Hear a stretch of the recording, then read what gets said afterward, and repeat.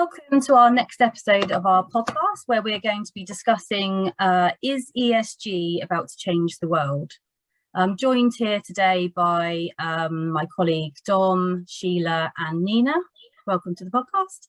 And my name is Jayne Brown. So over recent years, we've seen a real increase in the demand for ESG and customers wanting to invest more impact, making more of an impact with their investments.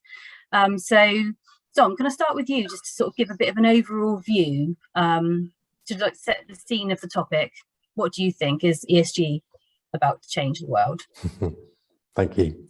Yeah, so I think it's a really interesting and timely topic to start discussing. I think the ESG as a concept has been around for quite a few years now, but I think we're reaching a kind of tipping point where a lot of different aspects of ESG are starting to coalesce, and I think there's increasing noise within the industry about the positive impact that ESG could make in terms of giving the right information to the investors, allowing them to make more informed choices, and allowing the investments to start flowing in the direction of companies and funds that are going to more align with investors' values. So if we think about the understanding of what ESG is far more advanced in the industry than it previously was. We've got the advent of regulations coming in, and that's obviously under development at the moment. We've got the data and the tech that is now becoming more and more used within the industry and starting to become more advanced and more usable than it previously was, to allow the comparisons to be made, the insight and the knowledge to be provided to investors. And we've also got that kind of wider understanding within society and within the investor population about A, have they heard of ESG? I think that's becoming more widespread, and B, the importance of investing based on a set of values, not only linked to directly performance and kind of growing the assets, but also about making the right choices and flowing that money towards the companies and the funds that most align with what they want to get out of it. So that will in turn drive the behavior within the companies that are seeking investment to want to provide better ratings in ESG, to get into that better position to attract the investment. So that will then drive better behavior within companies and better outcomes within all of the things that ESG stands for: the environment, social change, the right governance in place within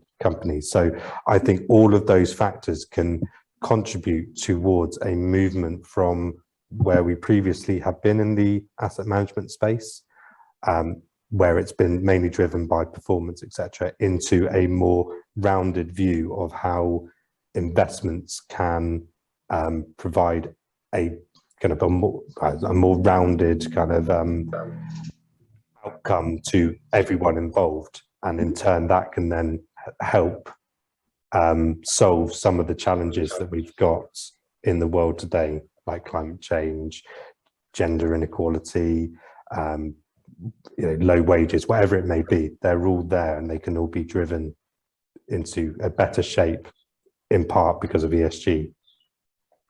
Yeah, absolutely. So you touched on data there in your sort of overview. So is there data there to allow these comparisons to happen?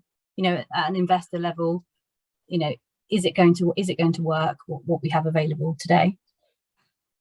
So fundamentally, I think there's lots of data out there, and there's currently over 140 companies that are providing ESG data. So some examples of those are MSCI and S&P and Sustainalytics.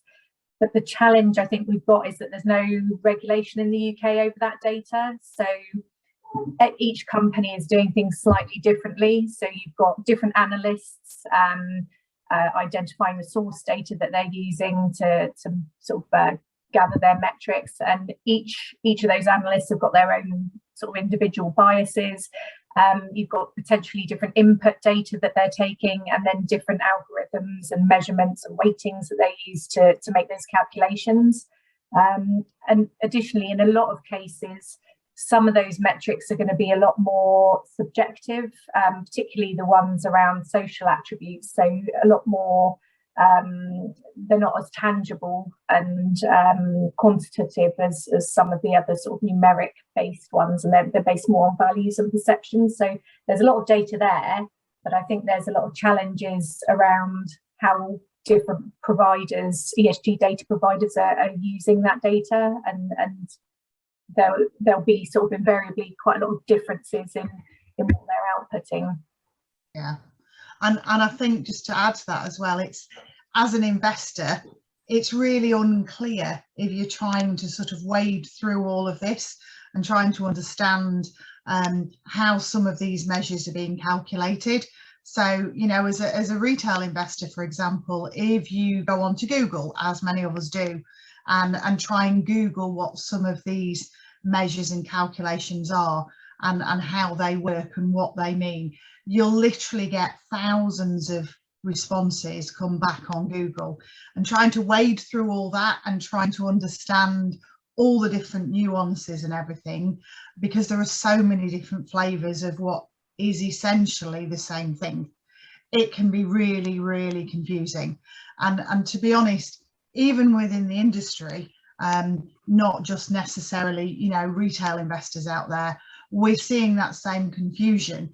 I mean, we have an example recently where we were in a meeting, data reporting SMEs, and they were confused. We were talking about the weighted average carbon intensity measure, and or WACI, as a lot of people know it for short. And there was a lot of confusion.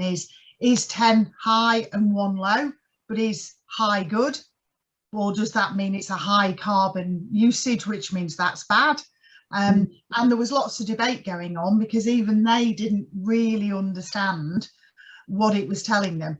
So although there's tons of data available, the interpretation and understanding of that, I think, is a long way where we would need it to be. And as Nina said, there's currently in the UK, there's no regulation or industry standard. So all of these different data providers can do any kind of different ways of calculating and presenting this, and all of that just adds to the confusion that we currently have, I think. Yeah, it's a fair challenge, and I think, you know, it's absolutely right to call that out, because it definitely is there. I think a couple of things, as you say, Sheila, it will evolve. So, you know, where we are now doesn't necessarily mean that in 2-3 plus years time there won't be more standardization. I think there will be regulation coming in, and that regulation will evolve and become more practical in terms of its application. I think within the asset management space, this is really high up on the agenda, and it's actually getting a lot of resource, a lot of budget to try and work through some of these challenges. I think everyone recognizes that those challenges are there, and I think that it will get better. Now, I think you're right, there is an inherent issue with comparing different companies, different sectors, and I think there needs to be a way of explaining some of that nuance and not just driving it down to a basic, one rating, one number. There needs to be a way of explaining what that means and recognizing the differences. But ultimately, once we get that right, it will provide that level of insight that investors are looking for. So I would say, just the short-term problems, yes, but it will get better over time. Yeah, I think the other thing I'd add to that is that a lot of the data that's being gathered is dependent on what's in the public domain for any given company. So analysts can only work with what's out there.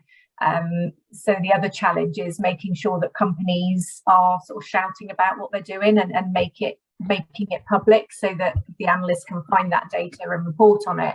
Because otherwise you've got a danger of a company might be, quite green and good from an ESG perspective, but if they're not promoting that enough, they might get rated low when they should be sort of rated high. So that's another one of the challenges. Yeah, absolutely. I think if the premise of this podcast is correct, and we will see a load of investment decisions being made based on ESG, I guess that should take those companies with them. And yeah, there will always be kind of resistance in certain places or challenges in terms of getting the data out. But ultimately, the evolution of the market will take those companies and provide that channel for them to get investment. I think the other thing in terms of the evolution of that data is ensuring that the greenwashing issue doesn't become a kind of huge problem whereby people don't trust the data because it's skewed in a certain way by certain metrics or companies or ways of analyzing that data. So we do need to make sure that the data coming out is trustworthy as well and people can rely on it to make decisions. I was just going to add, just picking up the greenwashing aspect of things, I think where we are today, it's a fair point that because there is so much choice of what data you can use to actually report on funds and everything, there is a temptation that people could want to choose a particular flavour of the data that puts them in a better light than a different flavour. So again, I think the more we can evolve and get to the point where we are allowing people to compare apples with apples, as it were, rather than apples and pears, which I think is currently where we are, that will remove the opportunity for greenwashing, and it will further extend people's confidence in the data that they are seeing. So I think there's still work to do, but there are things that we can as an industry collectively do to improve things. And Nina's point about what's out there in the public domain, I mean, very, very clear. How many people think of Tesla, for example, as being up there with the ESG because of what it actually produces as a product? But perhaps if you look into some of the measures and everything else, they're maybe not as green as people think they are. And they are heavily into crypto, which we all know has a massive carbon footprint. So, there's just one example. There are lots out there in the market, but there's one that's very much in the forefront. So, yeah, I was just going to say on the greenwashing as well. I mean, Sheila, you've mentioned about sort of fund managers maybe picking different flavours, maybe selecting providers based on what suits them best. But then there's also which metrics they pick to communicate with the investors. So there's also an opportunity there for only picking the ones that show them in the strongest light and maybe hiding the more controversial metrics that aren't as good. So yeah, still some opportunities for greenwashing throughout. I think we definitely need more standardisation and some level of regulation to say that as a minimum, these kind of metrics need to be published and have some sort of standard calculation methodologies in there as well, which would then remove that opportunity for greenwashing a lot more than is the current situation. Great. Okay, so just moving on then. So how do asset managers effectively communicate the detail, the nuance, and potentially tailor the information more for the customer?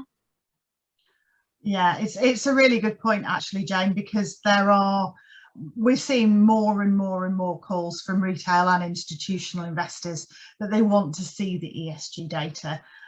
So there's definitely a move towards investing more with companies that are providing that, and it's a key factor in a lot of people's decision making. Even as we've already identified, perhaps at the moment some of the data itself is complex and maybe even questionable. I think what we're seeing a lot of is there's a definite race amongst asset managers to be at the forefront of this and to provide this information to ensure that they're definitely ahead of their competitors when it comes to reporting on ESG. I think there's very much a fear out there that if they're not doing it, somebody else will, and somebody else will therefore command more attention of the investors because they are publishing this information. I mean, we've seen a couple of instances, even with sort of more bespoke type wealth managers who are actually taking the lead in some cases because they are providing more of this data. So I think it's really, really important that this is communicated with investors. That within itself brings a number of challenges. I know, Nina, you've got a couple of points to make on this, so I'll let you pick up from there. Yeah, yeah. I mean, as you said, there's so many different aspects to ESG, and it does make it really complex, and that can make it really confusing for investors. But it does then also open up the opportunity to tailor reporting of certain of ESG attributes, tailor it to customers' requirements and their interests.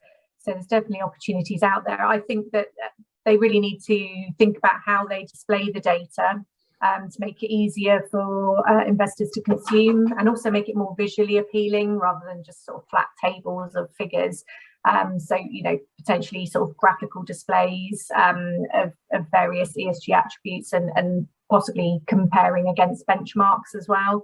And if doing that, making it clear what benchmarks they are using.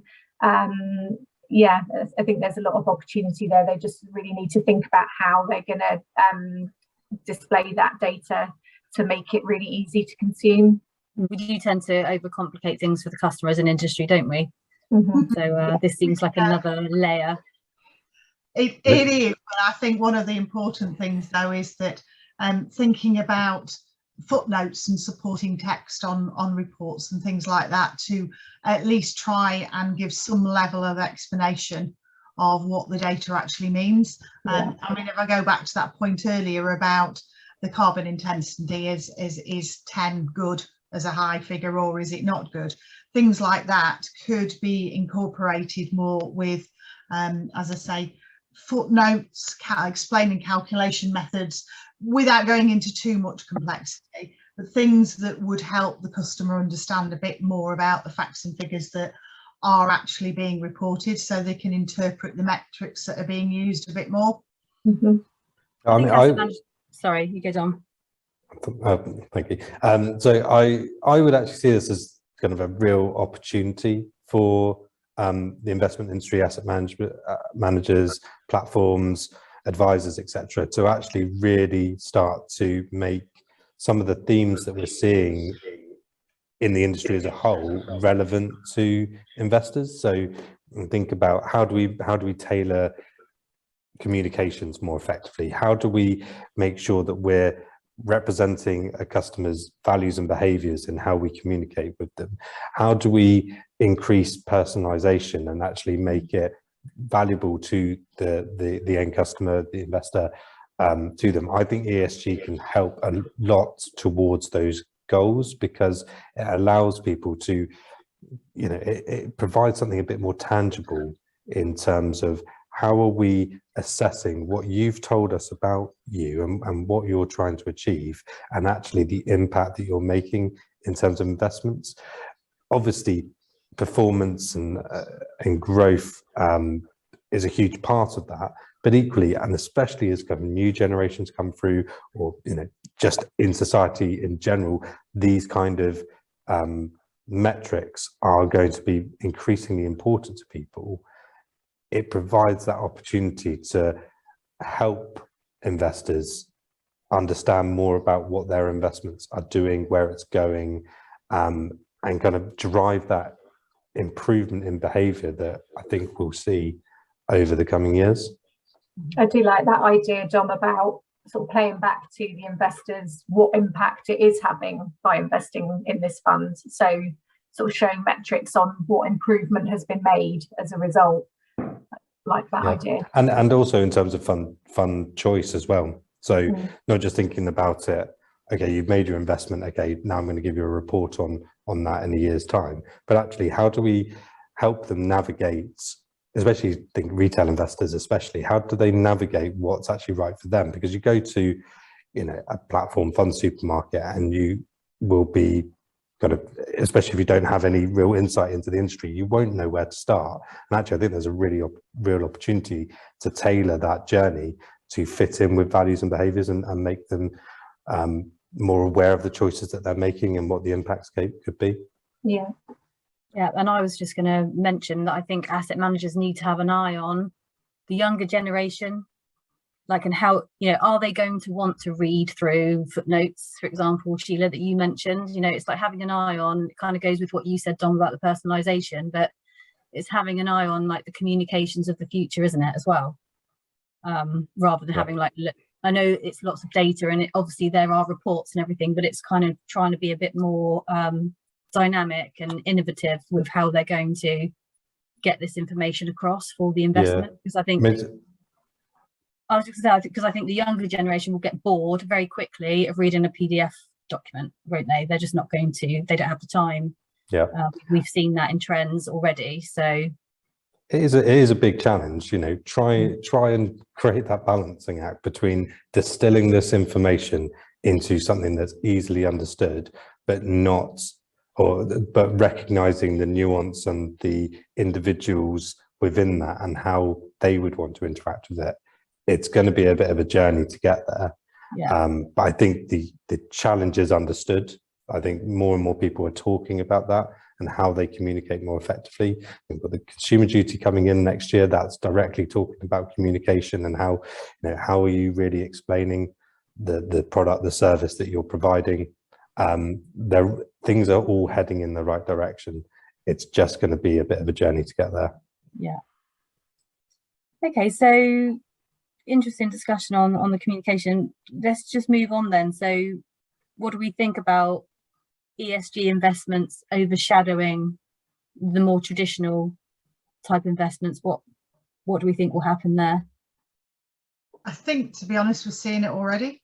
I think that market forces themselves are ultimately going to mean that companies with strong ESG ratings, and by that I mean good ones, they're going to outperform those companies that aren't either publishing or having good ESG ratings. And ultimately that will then perpetuate in that even if there are investors out there that say performance is more important than the ESG attributes, naturally what's going to happen is the better performance is potentially going to come from the more popular funds, which are going to be the ones that have got the better ESG ratings. So I think it's a perpetuating cycle that we're going to see. I think it's here to stay, and I think it is really going to make a huge difference as we move forward into the future. I think as well, though, that we still need to think about those poorly rated companies, because if we take our focus off of them, then they're just going to be able to carry on as they are, sort of performing badly in relation to ESG. So there is sort of some school of thought that says we should still try and focus on them and invest in them in order to help them improve. Because if we decrease that investment and spotlight on them, then it's just going to enable them to carry on as they are. But as well, I think if we do have a large move away from investing in those sort of bad companies, as it were, then won't that just sort of make their prices cheaper? And investors might see that as attractive from a performance perspective to sort of pick up cheap stocks. So still think we need to think about that aspect of focusing on the bad companies to help bring them up. Yeah, it's a good point. I think I'm going to kind of slightly disagree with my opening statement here, but I think you're right. People will still value performance highly throughout investment. Ultimately, that is what you're trying to do. You're investing to get returns, whether that's income, whether that's growth, etc. So that's never going to go away, and there will always be an element of decision making made with that in mind. And there may be, you know, I'm sure there will remain a population of people who will do it with that sole intention of maximizing their returns for themselves. I think what we'll start to see is that ESG becomes a contributing factor towards investment decisions, and for some it will be more important than returns. As long as they're not going to lose money, they, you know, activist investors, as it were, taking decisions directly to make an impact on the world. And I think we should welcome that as a group of investors that want to come into the market. But I think for the majority of people, it will become a factor that they should consider, and an important factor, but ultimately performance and returns will remain in place and people will still look for value in the market. I think that is a really interesting discussion, and we could probably talk about this for quite a long time. But thank you all very much for your contribution today. Thank you to our audience for listening to us. If you'd like to talk to any of the team, then you can contact us through our website, which is www.simplifiedconsulting.co.uk. Thanks very much. Thanks.